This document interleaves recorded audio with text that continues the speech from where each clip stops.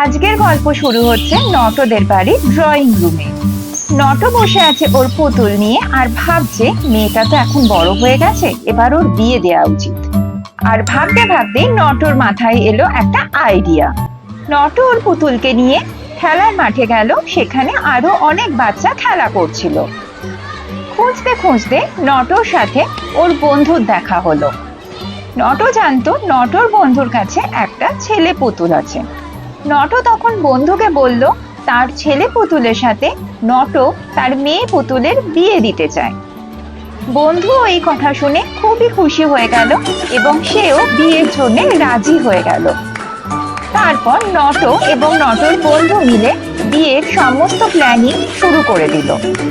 এরপর নট এবং নটর বন্ধু মিলে বাকি বন্ধুদেরকেও বিয়ের কথা জানালো।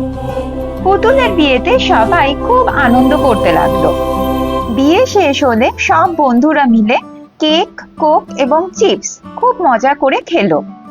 আর এরপরই হলো আসল সময়। বিয়ের পর নটর বন্ধু দুটি পুতুল নিয়ে বাড়ি চলে গেল আর নট পুতুল ছাড়া একা একা বাড়ি ফিরে এলো।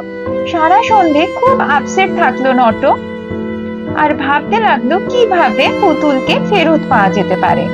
সকালে উঠে নট একটা প্ল্যান করলো পুতুল ফেরত পাওয়ার। আর সেই মতো স্কুলে গিয়ে বন্ধুকে নট বলল আমার পুতুলটা ফেরত দিয়ে দাও। কিন্তু নটর বন্ধু কিছুতেই নটর পুতুল ফেরত দিতে রাজি ছিল না। এই নিয়ে দুজনের মধ্যে ঝগড়া বেঁধে গেল। ঝগড়া শুনে বাকি বন্ধুরা ছুটে এলো আর সবাই বলল বিয়ে যখন হয়ে গেছে নটর পুতুলকে নটর বন্ধুর বাড়িতেই থাকতে হবে। কিন্তু নট এতে কোনো মতেই রাজি হচ্ছিল না। সে কোনো মতেই তার পুতুলকে বন্ধুর কাছে দিতে রাজি ছিল না। তখন সবাই মিলে ঠিক করলো সন্ধ্যাবেলা খেলার মাঠে মিটিং হবে এবং মিটিং এই ডিসাইড হবে যে পুতুল কার কাছে থাকবে।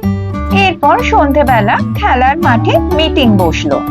বন্ধুরা সবাই মিলে বলল নট যদি পুতুল ফেরত চায় তাহলে বিয়েটাকে ক্যান্সেল করাতে হবে। নট যেহেতু তার পুতুলকে ফেরত পেতে চাইছিল তাই সে একটু ভেবে নিয়ে বিয়ে ক্যান্সেল করাতেই রাজি হয়ে গেল।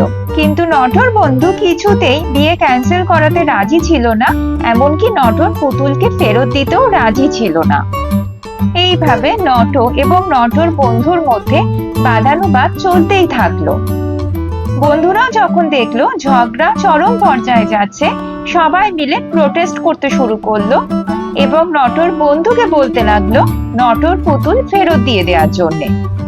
শেষ অবধি নটর বন্ধু সবার কথা মেনে নিতে বাধ্য হলো এবং নটকে তার পুতুল ফেরত দিয়ে দিল। সন্ধ্যেবেলা খুব আনন্দ সহকারে নট পুতুল নিয়ে বাড়ি ফেরত গেল। বাড়ি গিয়ে নট দেখলো বাবা চা খেতে খেতে নিউজ পেপার পড়ছেন। নট তখন বাবাকে বলল তার নেক্সট জন্মদিনে তাকে একটা ছেলে পুতুল গিফট করার জন্য। বাবা নটকে কথা দিলেন যে তিনি নটকে একটি ছেলে পুতুল গিফট করবেন। তাই শুনে নট খুব খুশি হয়ে গেল এবং আবার মেয়ের বিয়ে দেওয়ার প্ল্যানিং শুরু করে দিল। তাই বলছি বন্ধুরা, বন্ধুত্ব আর ভালোবাসা দুটোই ইম্পর্টেন্ট, কিন্তু নিজের প্রিয় জিনিস শেয়ার করার আগে ক্লিয়ার রুল বানানোটাও কিন্তু ইকুয়ালি ইম্পর্টেন্ট। নটর গল্প যদি তোমাদের ভালো লেগে থাকে তাহলে এরকম আরো অনেক গল্প শোনার জন্য নটর সঙ্গে থেকো। ভিডিওতে লাইক, কমেন্ট আর চ্যানেলে সাবস্ক্রাইব করতে ভুলো না কিন্তু।